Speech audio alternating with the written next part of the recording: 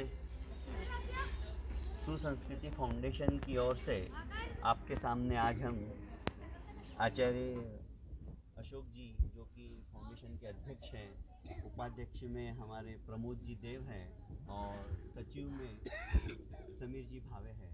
आज हम आपके इस आनंद ग्राम के अंदर आनंद वन में एक छोटी सी अपेक्षा लेकर आए, क्योंकि आप इतना बड़ा और इतना विशाल काम कर रहे हैं।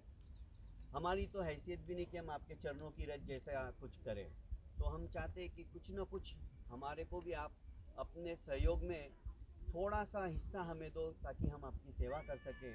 मैं चाहता हूँ कि आचार्य जी आप कुछ सवाल पूछिए जो हम करना चाहते हैं। नमस्कार। नमस्कार नमस्कार। गेली 5 ते 5.5 वर्ष मी इन्फंटशी प्रत्यक्ष आणि अप्रत्यक्ष जोडला गेलेलो आहे।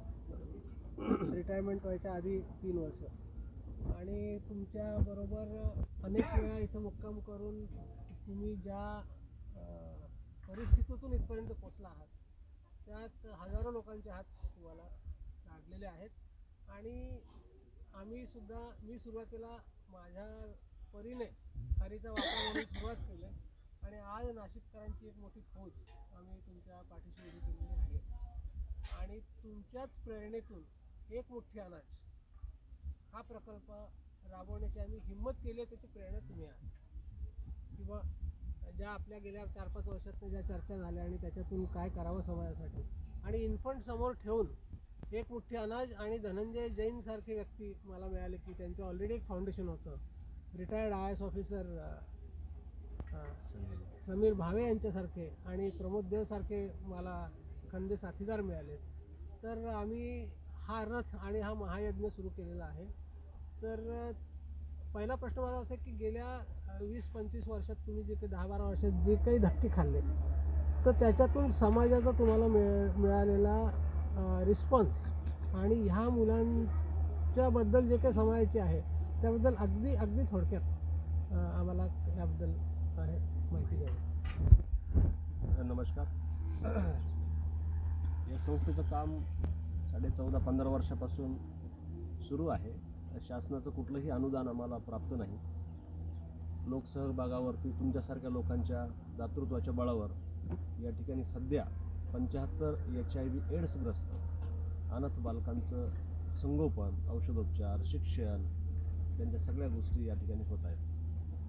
मला आनंद वाटतो आहे की सुसंस्कृती फाउंडेशन आणि त्यांचे पदाधिकारी, त्यांचे कार्यकर्ते गेल्या अनेक महिन्यापासून अतिशय मातृत्वाच्या दृष्टीनं दातृत्वाकडे झुकलेले आहेत। की लॉकडाऊन पडल्यामुळं आणि आम्ही 2 व्हायरसच्या गटमटीत सापडल्यामुळं, कोरोना व्हायरस आणि HIV व्हायरस भोगतोय आणि कोरोना व्हायरसच्या भीतीखाली सापडलो। याच्यामध्ये आम्हाला कुठं फिरणं नाही, लॉकडाऊन पडलं, अन्न औषधाची, तेला पाण्याची खूप अडचणी होत्या। फाउंडेशननं नाशिकला ह्या गोष्टी हातात घेतल्या। अशोक आचार्य, धनंजय जैन, समीर भावे आणि देव या लोकांनी जीवाचं रान केलं, रात्रीचा दिवस केला, तोंडाला मास्क, सॅनिटायझर, सगळ्या डिस्टन्सिंग पाळून सुद्धा भयभीत काळामध्ये त्यांनी स्वतःला झोकून दिलं आणि आमच्यात घासा तोंडाची बराबरी करून घेतली। अन्नधान्य संपलं होतं, तेल मीठ संपलं होतं, औषधाची वानवा होती, फिरणं नाही।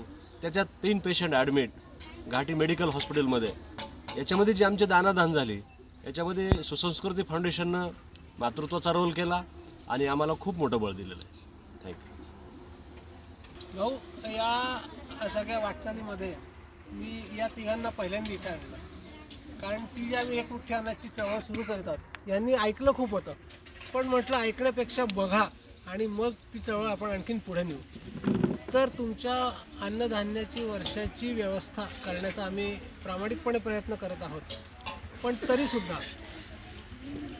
अन्नधान्याच्या व्यतिरिक्त या संस्थेच्या खूप गरजा आहेत की ज्या या तिघांनीसुद्धा आज बघितल्या। मी गेली 5 वर्ष बघतो आहे आणि जमेल तसा प्रयत्न करतो आहे, पण दुर्दैवाने लॉकडाऊनच्या याच्यात काही पेपर्स किंवा काही लोकांना, काही संस्थांना, काही कंपनीजना आपण भेटू शकलो नाही।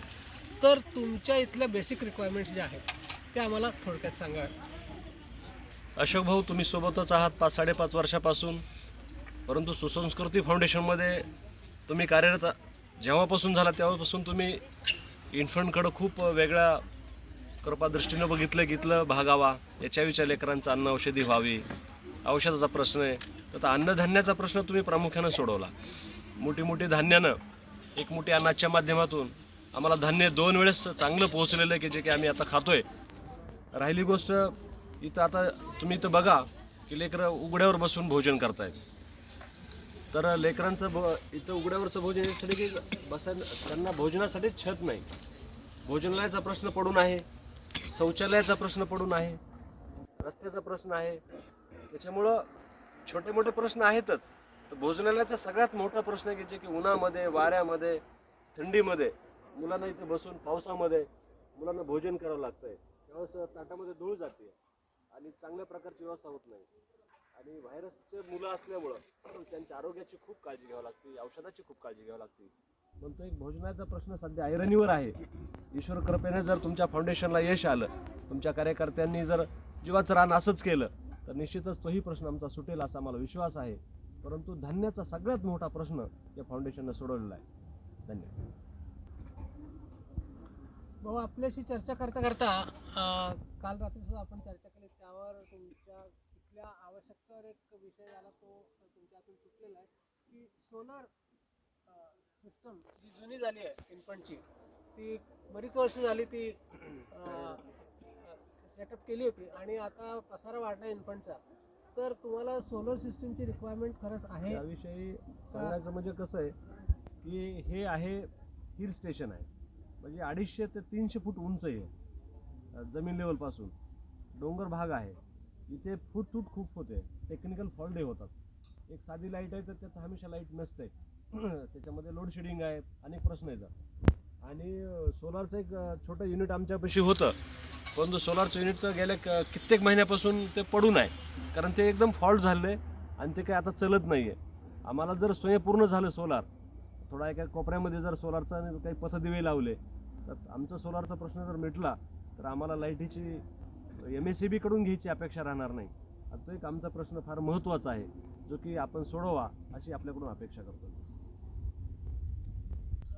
या छोट्याशा इंटरव्ह्यूमध्ये शेवटचा प्रश्न मी विचारतो की समजा ते तुम्ही गेली अनेक वर्ष खांद्याला खांदा लावून, आणि आपण त्याच्यावर इथे चर्चा करणार नाही, पण मी जवळून बघितलं आणि तुमच्याकडून जे काही मी ऐकलं आहे की खूप मोठं काम तुम्ही भाऊंबरोबर करतायत, किंवा तुमची 3 मुलं तुम्हाला समर्पित आहेत या कार्यासाठी. आणि त्याच्यातून प्रेरणा घेऊन मी सुसंस्कृती फाउंडेशनच्या वतीने छोटं मोठं काम करण्याचा प्रयत्न करतो. तर आम्हाला आता थोडक्यात असं सांगा की तुम्हाला सुसंस्कृती फाउंडेशनकडून आणि समाजाकडून कोणत्या अपेक्षा आहेत थोडक्यात? नमस्कार. तसंही आता सुरुवातीपासूनच अशोक भाऊ म्हणजे संस्थेच्या सोबत आहेत, आणि जेव्हा आम्ही सोबतच काम करत होतो तेव्हा अशोक भाऊंना असं वाटलं की इथं राहून म्हणजे हे सगळे कागद काळे करत बसण्यापेक्षा ह्या मुलांच्या अडचणी एवढ्या आहेत की आपण बाहेर पडून काहीतरी वेगळं किंवा ह्यांच्यासाठी काहीतरी केलं पाहिजे. आणि म्हणून मग अशोक भाऊनी हे मला वाटतं की हे अन्नधान्य किंवा ह्या गोष्टीचं सुसंस्कृती फाउंडेशन ह्या माध्यमातून तुम्ही ह्या अडचणी सोडवण्यासाठी स्वतः तुमची टीम उभी करून, त्यानंतर जैन सर आहेत, म्हणजे सगळे सोबत तुम्ही हे सगळं करताय. आणि ह्या छोट्या अडचणी जसं की औषधी वगैरे असतं, मुलांचं टॉनिक्स वगैरे असतात, त्यानंतर त्यांच्याच आरोग्यासाठी अजून काय करता येईल, तर हे सगळं मंथन होऊन आपण ते सगळं केलं पाहिजे. मग अडचणी आता जसं यांनी सांगितलं की किचन कॅन्टीनची आहे, सोलारची आहे, अशा छोट्या मोठ्या अडचणी चालतच राहतात. पण मेन उद्देश अजून हा पण आहे की धान्याचा तर खूप मोठा प्रश्न सोडवला आहे. गेल्या महिन्यात तुम्ही जे धान्य दिलं होतं इन्फंटला, म्हणजे गहू खूप छान आणि एकदम क्वालिटी गहू होता. क्वालिटी गहू आहे, म्हणजे तसा गहू मला वाटतं की घरी पण कोणी वापरणार. पहले हमने वो खा के देखा, एक बोरी हमने मंगाई, मैंने कहा जो हम खाएंगे वही उन बच्चों के लिए भी जाना चाहिए, ऐसा नहीं कि उनको ऐसे ही कुछ उठा के दे दिया, वैसा नाही चाहिए. खाताना तेल लावायची पण गरज पडत म्हणजे ते एकदम आईच्या प्रेमानं ते सगळं तुम्ही केलं मुलांसाठी. आणि इथून पुढेही तुम्ही ते धान्याचं, डाळीचं ते वगैरे म्हणजे तुम्ही तर ते करणारच आहात. अजून एक महत्त्वाचा प्रश्न आहे की ही जी मुलं आहेत आता 18च्या पुढं मोठी होत आहेत, तर ह्या मुलांना काहीतरी कौशल्य विकास आपण जे म्हणतो, तर ते त्यांना पायावर उभं करणं ही एक सगळ्यात मोठा प्रश्न आपल्या समोर आहे. तर त्यासाठी पण आपल्याला काही करता आलं थोडं, म्हणजे तर ते पण आपण थोडा विचार हातात घेतला तर अजून बरं होईल. म्हणजे तुम्हाला असं म्हणायचं आहे की समाजाने या मुलांचा स्वीकार करावा हां. आणि 18 वर्षानंतर त्यांच्यात जे काही कौशल्य आहे हो. त्याच्यासाठी रोजगारासाठी समाजाने पुढे यावं. मग ते कंपनी चालवणारी माणसं असतील किंवा मोठमोठ्या हुद्द्यांवर असलेले अधिकारी असतील, त्यांनी पुढे यावं आणि या मुलांना उचलून रोजगार देण्याचा प्रयत्न करावा, करावा. असं मला असं वाटतं तुमचं म्हणणं आहे. हो हो हो.